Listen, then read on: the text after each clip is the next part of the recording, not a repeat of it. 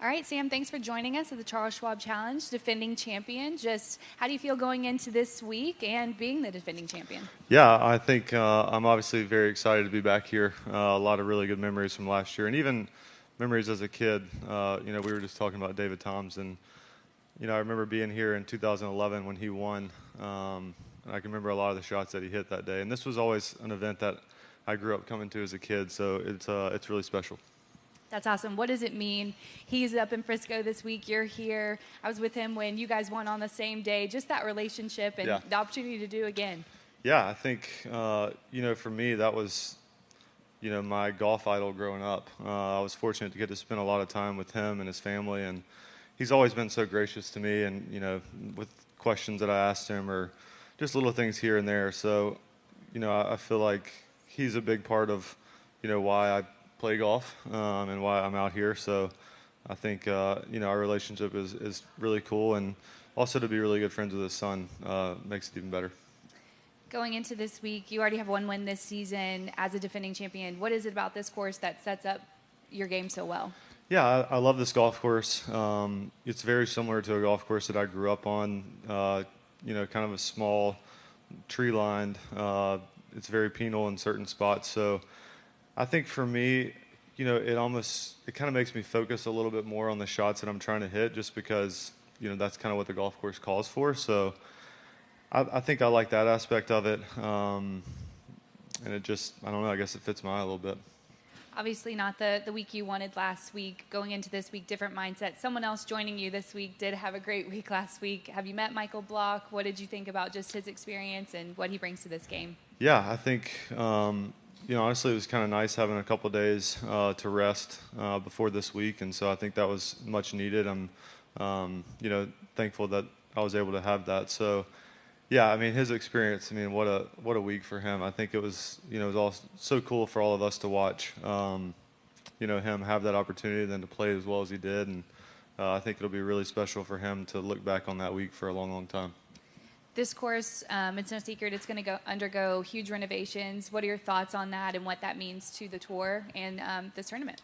Yeah, this is a classic golf course. I think the membership from everyone I've talked to is really excited about what they're doing. I'm really excited to see kind of how it unfolds. And, I know that they're going to treat this place with care and not do anything to, mess up what a great piece of property that they already have. So I'm really excited to see the changes that are going to be made.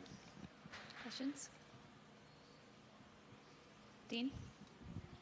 Sam, I know last year you and Scotty obviously were in the playoff, and you guys were pretty good friends off the course, if I understand correctly. What did it mean for you guys to have that moment together on that 18th hole in that kind of environment? Yeah, that actually that ended our friendship. No, I'm just kidding. It was fun. I think, I've talked a little bit about it before. It's a unique situation in the sense that we're such good friends, but also having to compete against each other. And, I think at the end of the day, we both want to beat each other. We both want to win.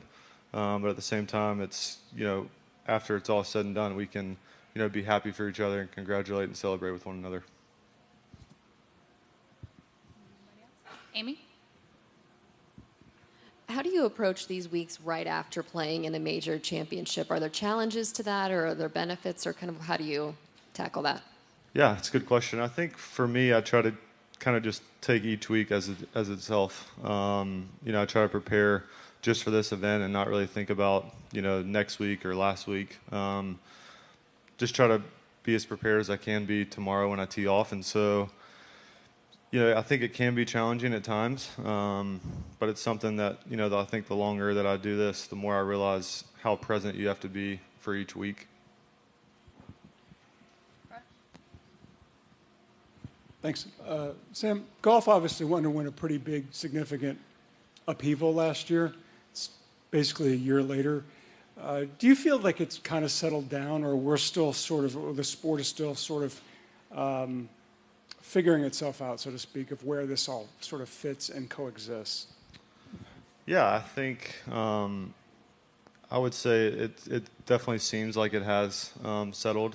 I feel like the PGA Tour is in one of the best places it's ever been for the future of the game, and I'm really excited to see kind of the trajectory of the rest of the season and next year with the new schedule. So I think the game of golf's in a great place. I feel like there's a lot of really good players playing on this tour, and I'm excited and honored that I get to compete against them every week. Up front. Yeah. Other than the 4 times that y'all were together at majors, do you pay any attention to what's going on the Live Golf Tour? Who's winning? Who's doing anything? Who's doing what? Do you pay any attention to that? I do not. No. Okay. Sam, any good burnout stories with the Schwab Firebird? Yeah, maybe. I'll keep them to myself. MK. When you look at all of your wins on tour and you think about last year and getting to beat Scotty, but doing it in this course, and how do you rank this win compared to others? I think it's, for starters, it's very difficult to win out here. Like I said, there's so many good players and so many guys that are capable of winning. I don't know how I would rank it. I think, this event is extremely special to me just because I grew up going to this event as a kid and watching so many guys win here. And I always thought it was such a cool golf course, and I always wanted to be a part of it. I just wanted to play in it. And then to have the chance to win and be able to do that, it means so much to me, and it still does. I think about this week often, and hopefully I get to have that opportunity again. But I'm very thankful that this week happened last year. Sam, as a Fort Worth resident who's followed this tournament for a long time, I know there are a lot of tournaments that fall into this category where they're concerned about how they can get top players to want to come to their tournament if it's not a major or it's not an elevated designation. How can these tournaments, especially the ones that, their schedule is kind of a challenge because they're sandwiched around majors or the Memorial, how can they get top players to want to come here if they don't have those qualifications? Yeah, I think, this is a place that I think a lot of guys enjoy coming here. They enjoy this golf course. The fans are awesome here. Everybody involved in this tournament is great, and I think that speaks volumes for this event, this area. And I think, these type of tournaments that have been around for a long time that guys have a ton of respect for, I don't think it necessarily matters a whole lot where they fall on the schedule. Like, guys want to come play this event. I know it's in a little bit of a weird part of the schedule this year with kind of where the majors fall, but I think, going forward, guys have a ton of respect for this event, and I think they'll make it a priority to be here. Anything else? All right. Thanks, Sam. Awesome. Thank you.